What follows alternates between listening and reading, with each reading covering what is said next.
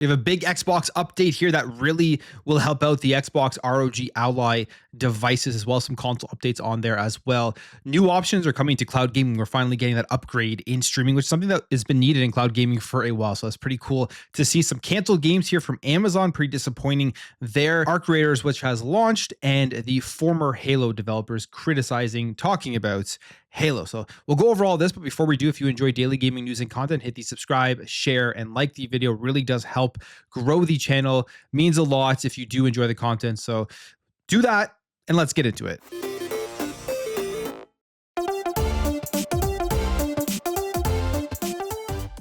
So we have the Xbox October update, and there are some interesting things here. I think the best thing that is coming here is to the ROG Xbox Ally and Ally X devices. One of the things with loading up games via Windows 11, via the full screen experience on a PC at all, you have to load in the shaders, and the shaders load up as you've launched the game and you're sitting there for a few minutes watching this bar go by, and it's just very annoying. It is an experience that consoles don't have, and that is a great thing about the console experience.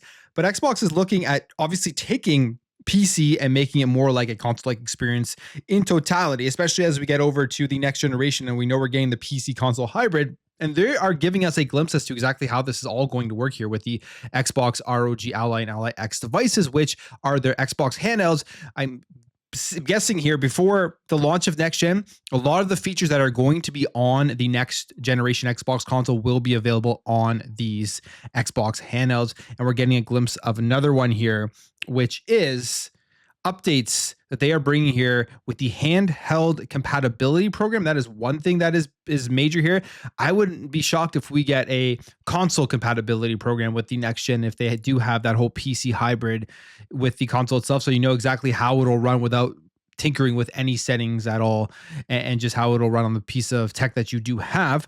But they say here that first up, the ROG Xbox Ally and the ROG Xbox Ally X portable gaming handhelds that deliver premium gaming performance for PC gaming are now available to purchase. And we also launched the handheld compatibility program, making it easier to identify which games are optimized for handheld play. When you go into your Xbox app, you see now a logo on the game itself showing that it is handheld compatible, works great on the handheld device. I saw it yesterday loading up Ninja Gaiden 4. And what was interesting about this was my settings previously, I had to tweak them on Ninja Gaiden 4 on the ROG Xbox Ally X to get that 60 frames per second. I loaded it up the other day or yesterday, and it was just at 60 FPS. And this was after putting them back to the original settings for the game. It wasn't keeping my settings from tinkering. So it automatically, I think, put it to 60 FPS and ran in the most optimized form. So I think that's what's going to happen here with a lot of these handheld games that are on the device itself, or at least I hope that is the case. So that is a big thing here, the handheld compatibility program that they've rolled out, and now you can go into your Xbox app and see which games will run best on your ROG Ally or ROG Ally X, and then in the future, whatever handhelds the Xbox full screen experience lands on. Now, the other thing here that they are doing with the handhelds, which is a massive one, and this is the advanced shader delivery. This is here now. This is coming. This is launching faster, smoother games and smarter. And basically, if you load into a PC game, as I've said, you get the shaders, they pop in, they're loading, you're sitting there as you watch the progress bar get to the end. It takes away from the experience. That's going away here, specifically here with the Xbox app and the ROG Xbox Ally and Ally X. And they've added a bunch of lists here, or a bunch of games to a list that actually will take advantage of this. You can go through it yourself, but there's a lot of big ones, lots of new ones, like Ninja Gaiden 4 is in there. I loaded it up. No shader load, just dropped right into the game. You got Stalker 2, got the Forza games, you got Call of Duty. I'm sure Call of Duty Black Ops 7 will be in there, which is notorious for shaders and everything. So you have Avowed as well. So nice list there, and they'll continue to add to that. They say the feature preloads game shaders during download, so select game launch up to 10 times faster, run more smoothly, and use less battery on first play.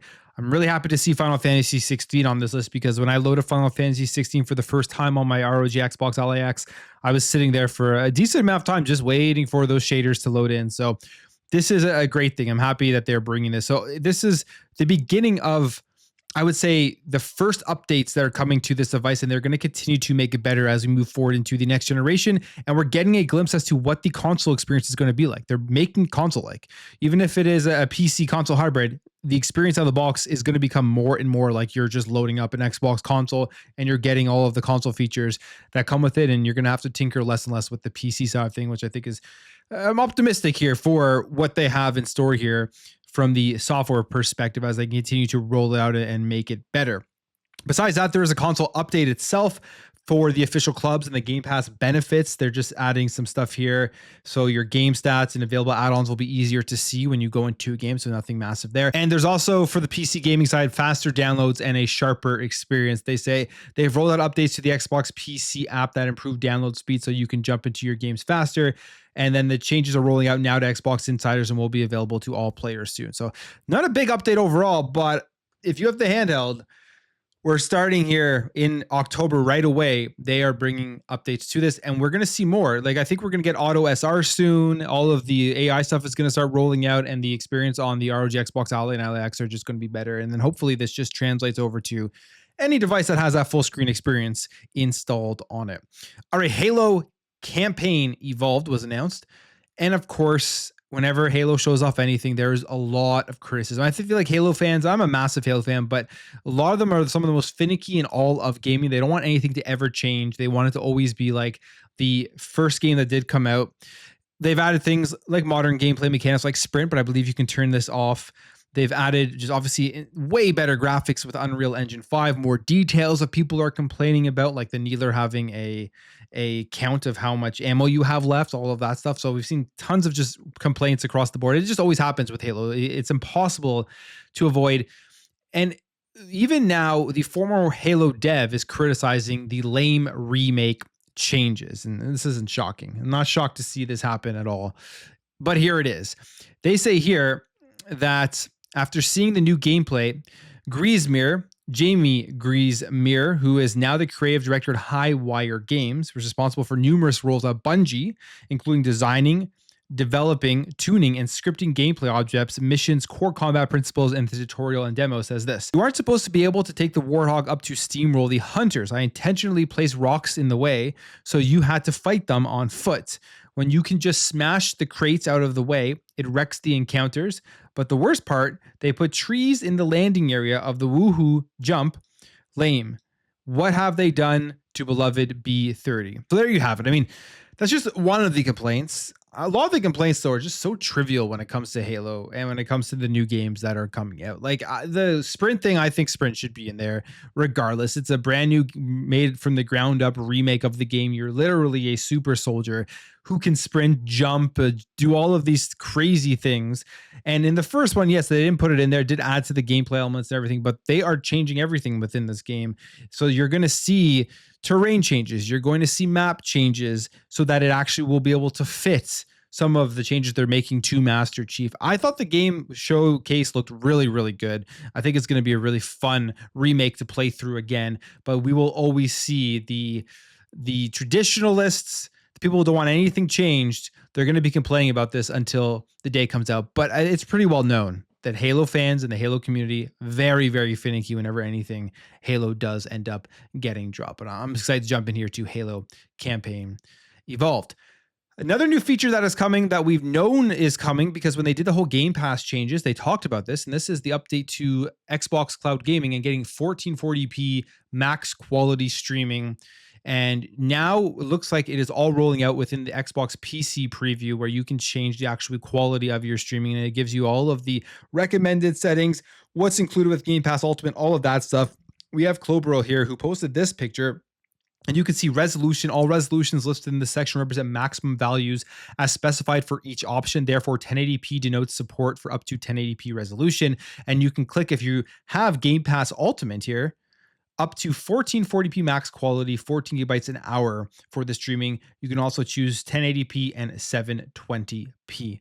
As a Game Pass Ultimate subscriber, as somebody who uses Xbox cloud gaming more these days than I've ever used it, especially when it first launched. I'm excited to see 1440p. How much better does that look than previously what they were giving us up to 1080p? Will it be a nice jump? Will it look more like you're playing natively? All of those things are exciting. Obviously, the latency is still the biggest thing, and not having artifacting your internet connection is the most important thing when it does come to cloud gaming. But I've been using it on the mobile network. I've been using it at my home. And I've had almost no issues with Xbox Cloud Gaming for a long time now. There was a time where even on this channel, I complained just it wasn't up to par. There was latency and it wasn't something that I enjoyed using. But this has changed over the last year and a half or so, maybe even 2 years, where they've definitely been putting in the work to make Xbox Cloud Gaming better. And now we're going to see what it's all about in 1440p. All right, next up here, we have another canceled game from a major company, Amazon. We heard Amazon laid off 14,000 employees, and this was just another fall in tech, in everything, in these big, huge companies that are losing and cutting employees to cut back costs. It hit the gaming industry across the board. So many different tech companies. This has been an issue now for a while. So it's not just affecting Microsoft. It's not just affecting Xbox. It's affecting companies across the board. And one of the games Amazon was working on was Lord of the Rings MMO. I used to play Lord of the Rings online back in the day. I loved that game. It was a great MMO. I really enjoyed it.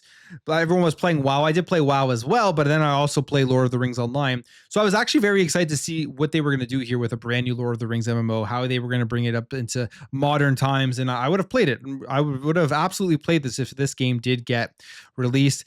Unfortunately, for me and for many people who are probably excited about this, the game has been reportedly canceled. This comes after the layoffs at Amazon. This is according to a LinkedIn post on one of Amazon Games workers who lost their job this week, suggesting that the planned Tolkien game has fallen under Amazon's axe, saying, "This morning, I was a part of the layoffs at Amazon Games alongside my incredibly talented peers on New World and our fledgling Lord of the Rings game. Y'all would have loved it. It's always tough to see such a strong team go through something like this. I've been lucky to work with some of the most skilled, creative, and kind developers I've ever met here." So that's unfortunate. We're not going to see that MMO. They have the IP, so I wonder if this game can ever be made by anybody else, because they, I believe, have the rights here to make a Lord of the Rings MMO and Lord of the Rings games. I could be wrong on that, but I really hope at some point we do get some more Lord of the Rings games, and I would love to see Lord of the Rings Online revitalized, maybe sold off to somebody so that they can end up making it. But this is a huge cancellation. It's also a huge amount of layoffs that have occurred here at Amazon Games. Amazon recently, I mean, over the last number of years, have tried to break into the gaming scene. New World, I played some of it. I thought it was a decent game. They've made other stuff that I don't think has really taken off the way that they would have thought. And it's just another indication that it doesn't matter how big of a company you are, trying to break into the AAA gaming scene with all of the content out there today, with all of the time that people spend on games that they've already been playing for 5, 6, 7 years, it's extremely hard to pull people's attention away from the stuff that they're currently playing, from the black hole games that they already spent tons of hours in. And this is, I think, another example of a huge company like Amazon failing once again with trying to do that. We got through Arc Raiders has been released. This is one that is actually doing very, very well. They're breaking into the extraction shooter genre.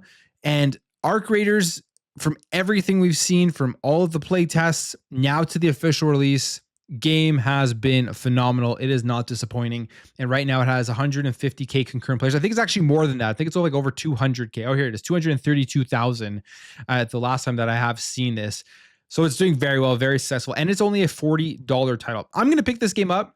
I just need to determine if I even have any time to play it, because I'm playing right now Ninja Gaiden 4, finished Keeper, and then I'm going to be jumping into the Outer Worlds 2. So playing an extraction shooter would probably be something I would just load up on the side if I don't want to play my single player stuff for a night or something. But it's $40. Is Xbox Play Anywhere. Xbox Play Anywhere titles are go-to for me now when I'm looking at actually purchasing a game when it does launch. So Arc Raiders definitely fits the mold for that. But that's it for me. I'm going to end the video there. Let me know what you guys think about all of this. Let me know what you're playing this weekend, as so much stuff to play out there. If you enjoyed the video, hit the thumbs up, share it, like all of that great stuff, and I'll catch you guys in the next video.